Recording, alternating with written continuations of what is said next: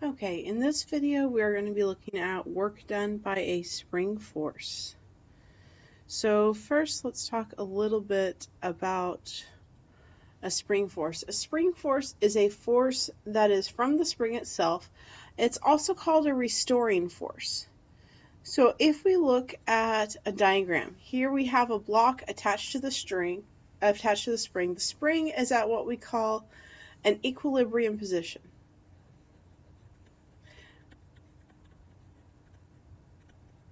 That means it is unstretched. It's not stretched out, it's not compressed in. If we move the block so that it is pulled out, as seen here, what happens is that spring force wants to pull it back towards that equilibrium position, so it's opposing that direction. And here, if we compress the spring again wants to return to its equilibrium position so that it is no longer compressed. So the spring force is opposing what you're actually doing to the spring. Now this force, it has a special name. It's known as Hooke's law. Hooke's law tells us that the spring force is equal to negative the spring constant times the displacement of the spring. Now K basically tells us how strong or how weak the spring is. Its units are in newtons per meter. So it's basically the amount of force required to stretch or compress the spring by 1 meter. So we have stiff springs that have a higher spring constant. The weak springs, like a slinky, would have a lower spring constant. So we have that the force, the spring force, is proportional to the displacement.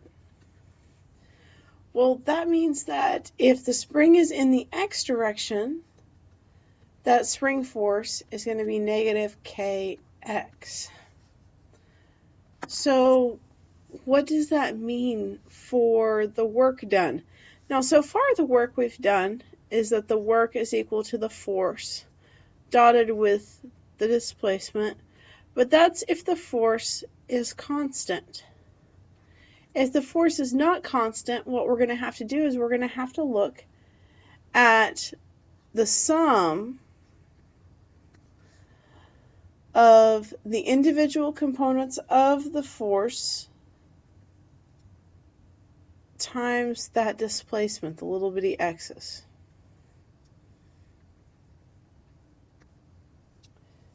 So what we really end up with is we end up with the integral from the initial position to the final position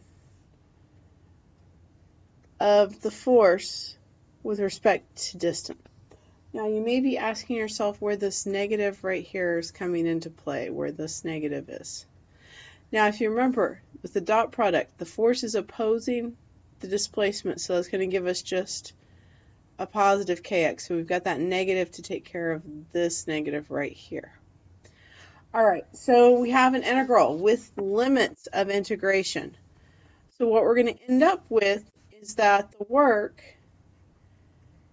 is going to equal the integral from the initial position to the final position of kx dx, which is going to be 1/2 kx squared evaluated from x initial to x final, which is going to be 1/2 k the final location squared minus 1/2 k the initial location squared.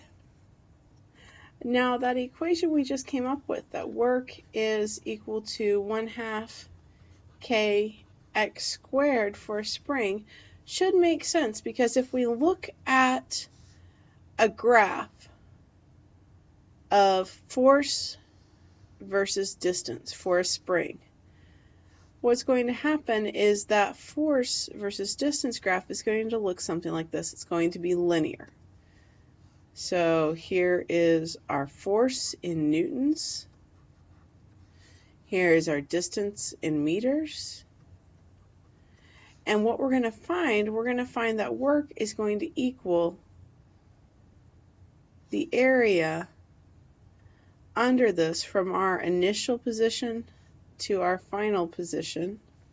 So work is going to equal the area. Well, that's a triangle. That's 1/2 base, which is x, times the height, which is kx, because this is F equals kx. So we could find that area pretty easy. All right, so let's look at an example. Let's say that we have a Kuhlmann canister with a mass of 0.4 kilograms